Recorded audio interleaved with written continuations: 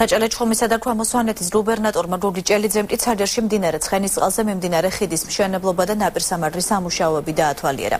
როგორც მშენებლებმა გუბერნატორს განუცხადეს, ობიექტის დასრულება ნაპირსამარხ მასალაზე გამოცხადებული ტენდერის შემდეგ მოხდება მათივე განმარტებით. იმ შემთხვევაში, თუ საჭირო მასალის შემოტანა დროულად არ მოხდება, ადიდებულმა მდინარემ შესაძლოა ხიდი დააზიანოს. მშენებლობისთვის საჭირო 3 მილიონი ლარი კი მუნიციპალური განვითარების ფონდის, მსოფლიო ბანკისა და ადგილობრივი თვითმმართველობის მიერ იქნა გამოყოფილი. მდინარე ცხენისწყალზე მიმდინარე ხიდის მშენებლობით რა დაადრილების პრობლემა 8 სოფელს მოეხსნება.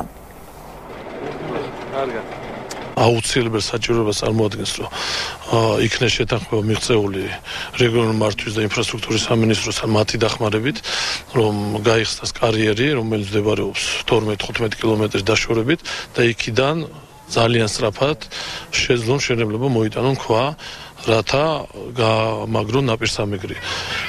ეს საშუალებას უქმნის იმას, თუ ეს ვერ მოხერხდა, შეიძლება გაზაფხულის დადგომასთან შეიცვალოს ამინდი, წვიმებთან დაკავშირებით ადიდეს მდინარე და რაც გაკეთებულია შეიძლება მართლა წყალმა წაიღოს ყველა.